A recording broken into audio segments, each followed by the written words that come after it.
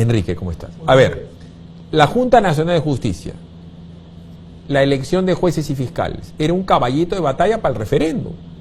Como fue caballito de batalla que no se reelijan los congresistas y ya. ¿Para qué ha servido hasta el día de hoy la Junta Nacional de Justicia? ¿Dónde está Alan Wagner? ¿Dónde está el señor Albán? ¿Dónde están los defensores de este desaguisado? La Junta Nacional de Justicia, Enrique Valderrama, analista de Expresos, debería servir para elegir a gente muy capaz para que estos elijan jueces y fiscales. ¿Qué va a pasar con la Junta Nacional de Justicia? ¿Quién va a elegir los jueces y fiscales de acá a 2, 3 años, Enrique? Mira, yo creo que lo primero que hay que decir es que los notables han demostrado ser notablemente inútiles, ¿no? Es decir, no ha habido ninguna perspectiva técnica ni una lectura adecuada de las circunstancias, y además de lo que tú has dicho, de retardar el Congreso y la institucionalidad democrática, lo que ha habido también es una lesión a la Constitución de arranque, ¿no?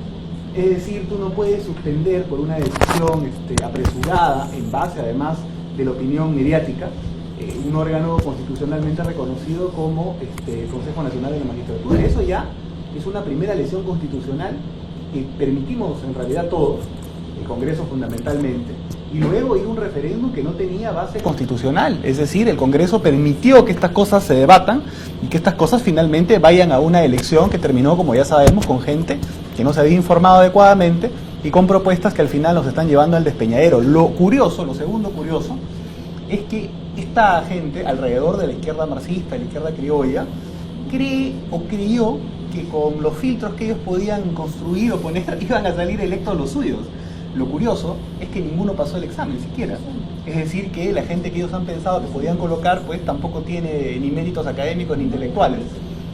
Terminó primero un señor que claramente los detesta en redes sociales, incluso le hicieron toda una campaña por sus opiniones políticas. El señor lo quisieron lapidar. Ya, no, lo lapidaron, pero para mí el punto es el siguiente. Todo eso no se hubiera podido hacer si es que el gobierno, le hace Vizcarra, no tenía un taladro en el Congreso que ha sido el señor Salaverry. Él ha empujado esta barbaridad.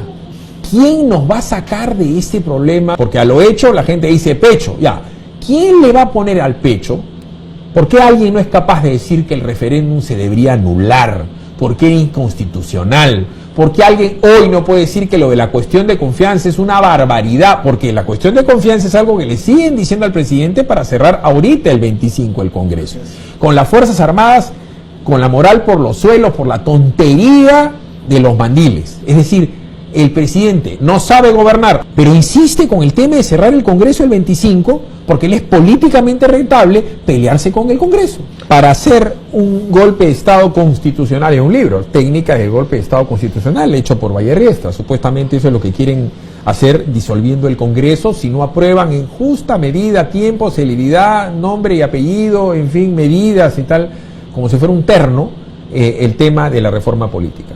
Pero ¿cómo va a ser el presidente Vizcarra para dar el golpe de Estado sin las Fuerzas Armadas y las Fuerzas Policiales? Porque si él cierra el Congreso a la mala, porque interpreta lo que se le da la gana, y Canal N lo apoya, y RPP lo apoya, y el Grupo La República lo apoya, y todos los bustos parlantes de la televisión y de la radio lo apoyan, ¿cómo va a ser el señor el día que vaya Mulder, Luciana, La Chacón, todos los que están en desacuerdo del APRA o de cualquier otro partido político, a entrar a su oficina en el Congreso, a caminar por la Plaza Bolívar, a exigir ir a trabajar?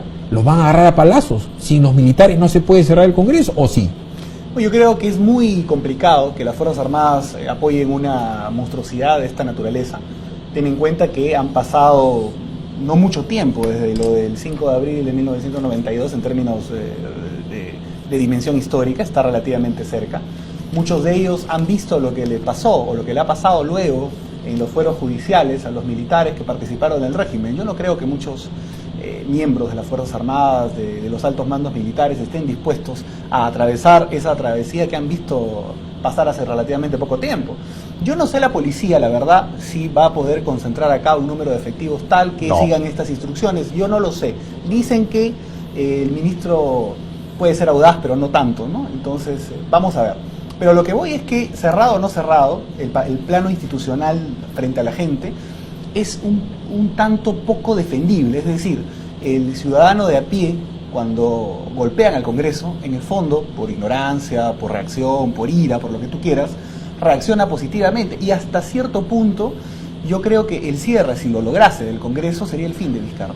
Ya no habría quien echarle la culpa, ya por lo menos 4 a 6 meses, y el país se le está incendiando en otros términos. La generación de empleo está cayendo, mejor dicho, el desempleo está aumentando, la seguridad ciudadana es terrible, y abajo viene el tema de la reconstrucción del norte. Hoy día hace un mes de lo de Loreto, que el gobierno no hace nada, el panorama social, los gremios del agro, están en una explosión que tarde o temprano van a devorar al gobierno. A ver, Enrique, explícame como pa' bruto. ¿Cómo es que unos chiquillos ecuatorianos de 27, 28 años, de una página ecuatoriana muy respetable, un portal, tienen acceso a información que les han mandado evidentemente de Brasil, se dan cuenta que han querido alterar información de esto, My Web Day o de Roses, y esos chiquillos nunca han salido de Ecuador? Sin embargo, los fiscales han ido a Brasil en un montón de veces, han ido a Suiza, han ido a España, o sea, han ido a Estados Unidos. O sea, nuestros fiscales, Vela, el otro señor José Domingo Pérez, Puma, ¿sabe Dios quién? O sea, todos esos señores no pueden hacer lo que han hecho estos chiquillos ecuatorianos. Mira, yo lo que creo acá es que hay que delimitar claramente cuáles son los intereses que pudo haber lesionado un acuerdo o medidas adecuadas frente a los ladrones brasileños que tú muy bien has detallado. Y creo que aquí se nos escapa algunas cosas. Creo que estos fiscales finalmente son empleados de un establishment determinado. Y considero que hay que recordar que el presidente de la República, Martín Vizcarra, ha sido apoderado de Graña Montero. Es decir, de alguna forma llegó seguramente a la lista de Kuczynski, quizás incluso avalado por el Club de la Construcción. Tiene grandes relaciones con el Club de la Construcción. Ahí está lo de Casa. Ahí está lo de Casa, por ejemplo. Entonces, los principales cómplices, como tú muy bien has señalado, habría que investigar a los cómplices. Y los cómplices en el Perú son claramente identificables. Y es el Club de la Construcción, o llamado el Club de la Corrupción también. A ellos son fundamentalmente a los que les interesa que una investigación independiente, técnicamente y jurídicamente sustentable, no avance. Es decir, fundamentalmente al señor José Graña Miró Quesada, para hablar en términos claros y directos, que creo que hoy es el número 1 de los protegidos en el país. El número 2 es Vizcarra, ¿no? Es decir, antes cae Vizcarra que caiga José Graña, te lo garantizo absolutamente. Y ellos son los que, a través de otros operadores de justicia aglutinados alrededor de ciertas ONGs, son los que influencian en la Fiscalía, en el Ministerio Público, en el Poder Judicial, y son los que nos han llevado a este establishment a la situación en la que estamos, de una lesión absoluta a los intereses del país, que yo creo que hay que buscar todos los mecanismos legales en primer lugar para anular el acuerdo de alguna forma, o en todo caso ampliarlo de tal manera que prácticamente pues no se haya firmado nada, sino que se investigue todo. Es que con el argumento de progresivo y continuo, digamos pues que es el ingenuo, puede ser 1000 años, ¿eh? El ingenuo señor Guerra, ya, él es un ingenuo, pero han robado en la casa donde está Hugo Guerra, está la esposa de Hugo Guerra, están las hijas de Hugo Guerra, ¿no es cierto? Están las cenizas de la abuela en el ánfora que son patrimonio de la familia. Entonces, por muy ingenuo que sea Hugo Guerra, ¿no es cierto?, no le puede seguir dando a la monserga a su esposa, a la hija le ha robado las joyas, a la esposa también.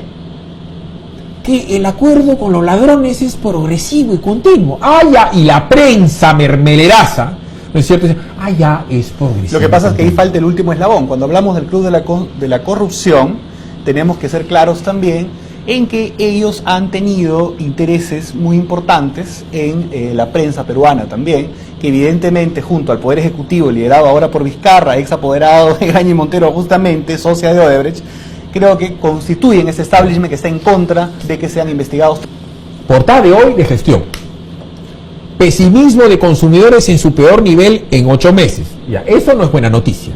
Pero cuando uno ve y resulta que está la señora León, presidenta de Confier, nos dice: pedimos al presidente señales que salga Tía María y el régimen agrario.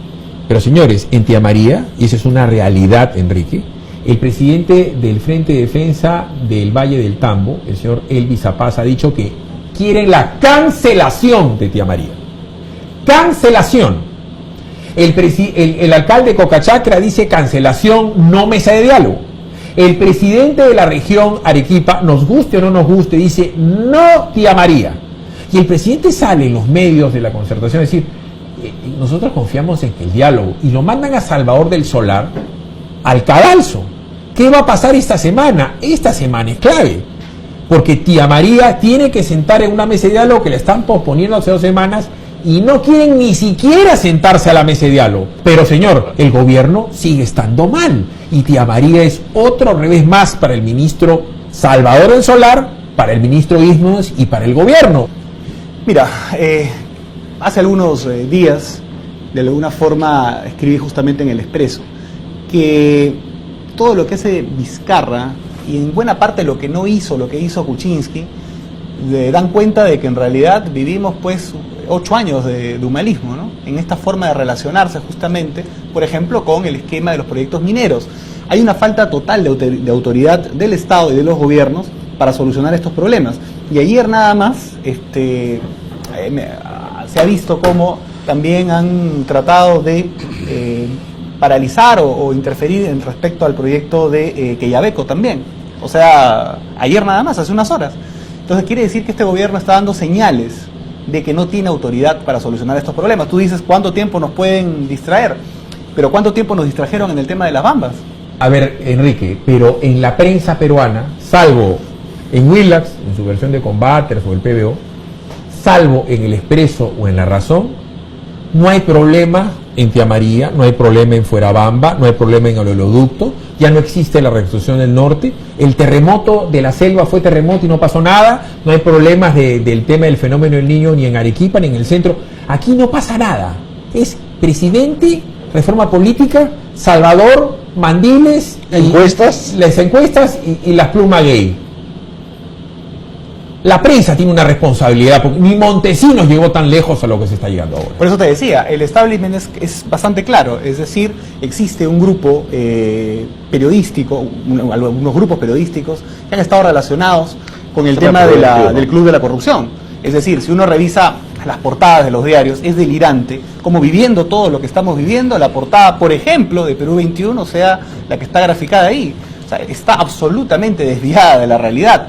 Pero hay un punto fundamental. Yo considero que el endeudamiento, por ejemplo, por los créditos de consumo de las familias de clase media, de clase baja también en el país, el tema de la inseguridad ciudadana que cada día escala más, el tema del aumento sistemático del desempleo, va a llegar un punto, yo calculo que hacia octubre, en donde el presidente no va a poder inventar absolutamente nada para afrontar la realidad de un país que está relativamente incendiado. Y a pesar de que la prensa ponga otras portadas, la base social del país no va a querer a Vizcarra y vamos a enfrentar un escenario convulso que vamos a ver ahí cómo se resuelve.